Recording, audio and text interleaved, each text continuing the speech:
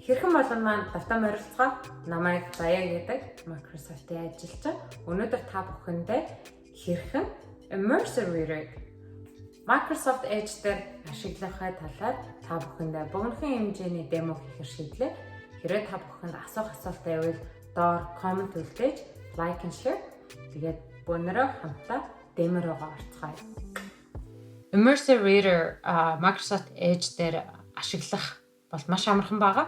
Тэгээд та бүхэн демогоор танилцуулахдаа эхлээд би American вебсайтыг сонгоод мөн дараад Монгол вебсайт дээр хэрхэн яаж ажилладаг та бүхэндээ харуулъя. За ингээд эхнийх дээр маань болохоор ингээд Microsoft News Center энэ дээр маш олон зар сурталчилгаа тэгээд зураг энэ дунд таны анхаарлыг сарниулах зүйл бол маш их байна. За энэ зүйлийг яаж арилгах вэ гэхлээр та бүхний энэ дээгүүр харж байгаа одоо би номын ногоон өнгөөр ингээ бүгдийг хайлайт хийн. Энэгээр одоо жишээлбэл вебсайтын линк байна URL гэдэг. Энэ яг хажуу талд нь Immersive Reader icon байгаа. Хэрвээ та энийг харж чадахгүй байгаа бол зүгээр F9-дээр дараад Immersive Reader шууд гарч ирэх ёстой. За Immersive Reader дээр ингээ дарлаа. За та бүхний шууд харж байгаачлан нөгөө зар сурталчилгаа болон бусад зурагнууд бүгд байхгүй болсон. Зөвхөн энэ одоо Oracle дээр зориулагдсан зураг л үлдсэн байна. Бус нь бүгд алга болсон.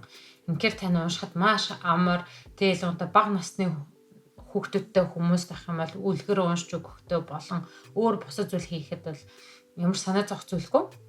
За Immersive Reader дээр дарангууд дөрвөн ийм өөр танд ингээд боломжууд гарч ирнэ.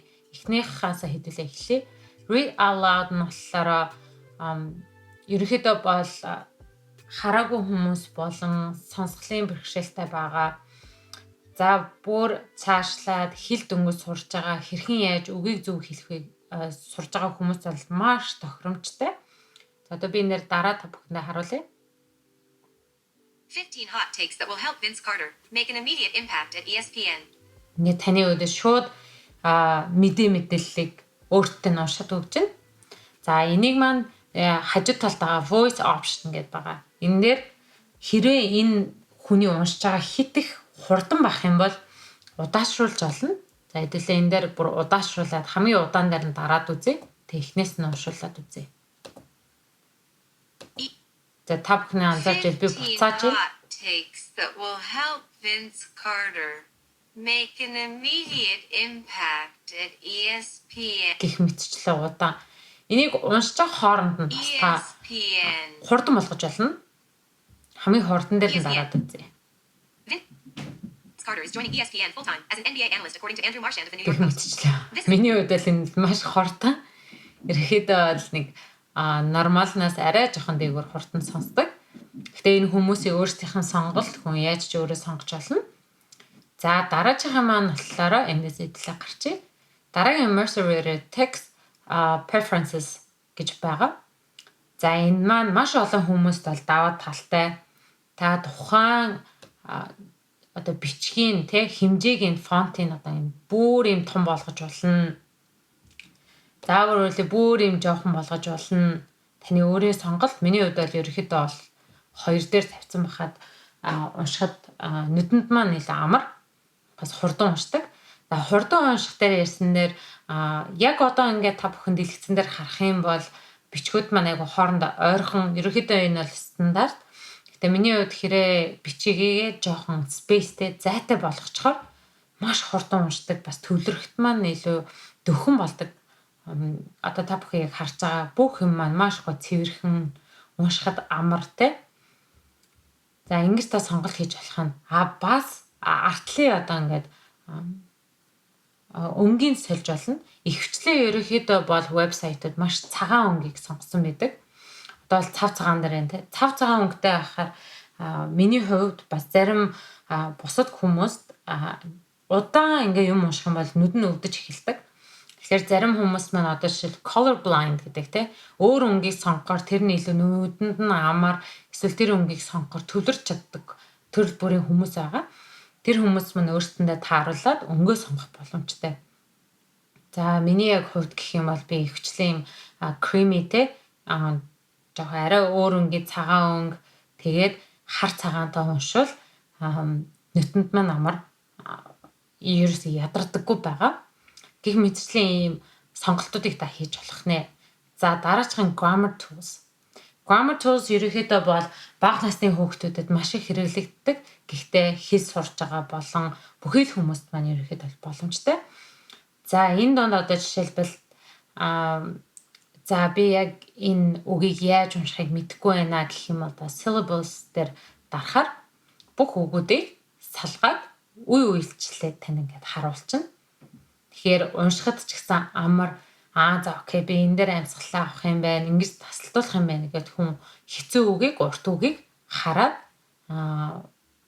ер нь бол сурахад амар гэсэн. За үүн дээр мөн нэмж болноо. Энэ дээр жишээлбэл одоо noun те нэр үг. Нэр үгийг одоо жишээлбэл ингээд сонгоод зөвхөн нэр өнгөдийг ногоон өнгөөр гаргаж ирж болно. За хэрвээ та нэр үгийг би ногоон өнгө байлгамааргүй байна гэх юм бол энэ өнгөд дундаас бас сонгож болно.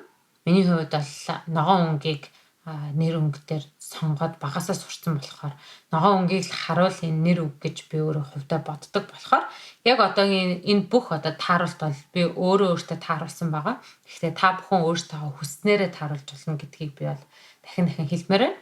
Одоо энэ дээр жишээл үйл үгийг ингээ гаргаад ирэх жишээ нэ. Одоо бүгдээрээ энэ хэдүүлээ асаад үзье. Одоо өнгө өнгөөр ингээ ялгараа. За доошоо та уншаад явлаа те.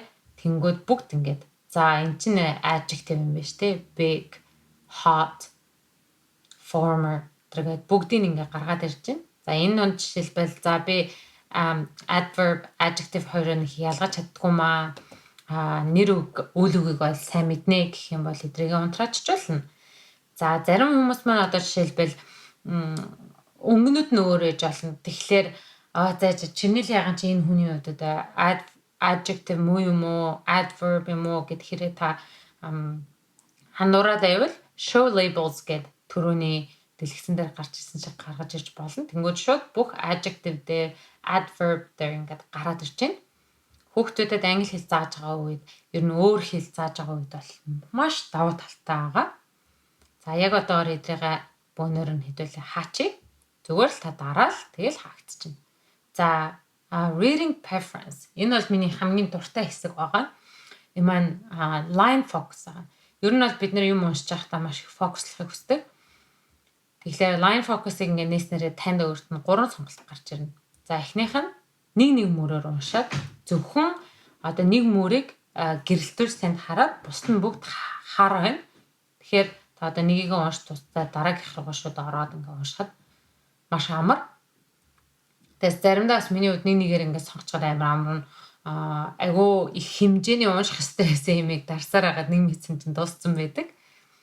За нэгээр нь бишээ би 3-1-ээр үзье гэж бас танд сонголт бий. За бүр болоо одоо paragraph гэдэг те нэг хэсгээр нь тэр чигт нь ингээд би уншаа гэдэг юм бол мөн бас танд сонголтууд байгаа. За line-ыг уншиж байхдаа болвол чи за та өөр хэл дээр энийг жишээлбэл орчуулъя гэвэл те миний хувьд бол орс хэлийг байнгын сонгодог байгаа. Тэгэхээр одоо орс хэл дээр би нэг тэр чигт нь орчуулмаар байна. Зүгээр dot-ийн translate entire page гэж орчуулаад энэ ерөөсөө олон цаг болохгүй. Шууд тэр доор нь танд орчуулад гаргаад ирнэ.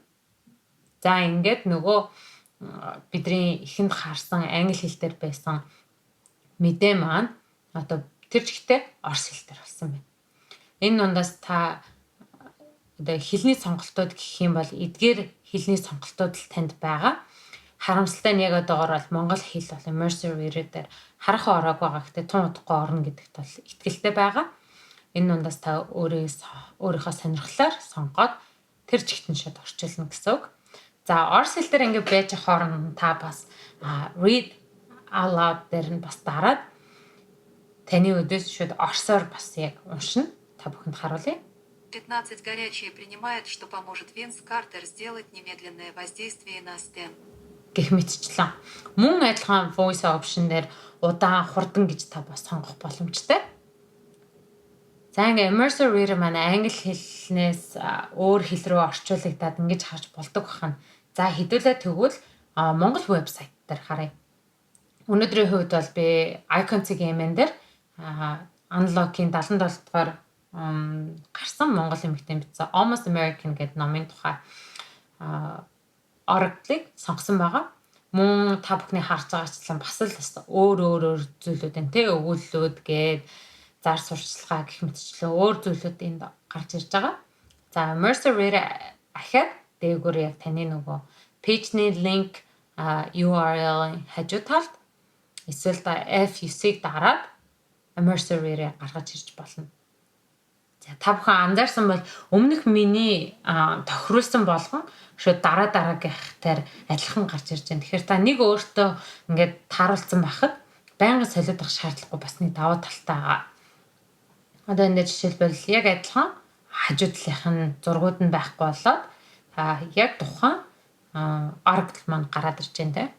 За энэ дээр нэг юм гэх юм бол read out loud дээр бол зөвхөн англи өгүүдийг бол танд уншиж өгнө. Монгол хэл хараахан байхгүй байгаа гэдэг би өөрчлөлөө та бүхэн өмнөх төр хийсэн. Харин text preference дээр бол та сонголтоо хийж болно.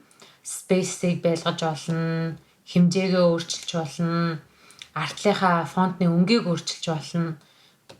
Тийм боломжууд асаага. Мэдээж grammar tools бол ажиллахгүй. Гэхдээ line focus бол боломжтой. Харин өөр хэл дээр харин монголоос болохоор орчуулах нь зөвхөн англи одоо нөгөө хэлнээс орос руу орчуулах боломжтой.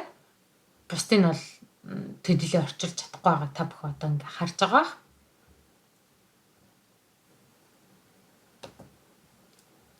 За иймэрхүү одоо жишээлбэл Mercer Reader-ыг та бүхэн ашиглаж цаг хугацаагаа хэмнэж мөн хүүхдүүдтэй өөр хэлийг зааж өгж өөртөө бас маш хурднаар ямар нэгэн зүйлд сатаарлахгүйгээр та бүхэн бас ингэж унших боломж байд юм биш шүү. Mercer Reader-ыг та бүхэн бүгдээрээ сонирхоод үзээсэй гэж хүсэж байна. Тэгээд өнөөдрийн миний демод үзсэн та бүхэндээ маш их баярлалаа.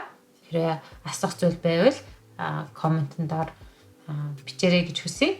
Ингээ өнөөдрийн маань Mercer Reader хэрхэн яаж Microsoft Edge дээр ашиглах вэ гэмээр маань энэхүү дуслаа. Баярлалаа та бүхэндээ.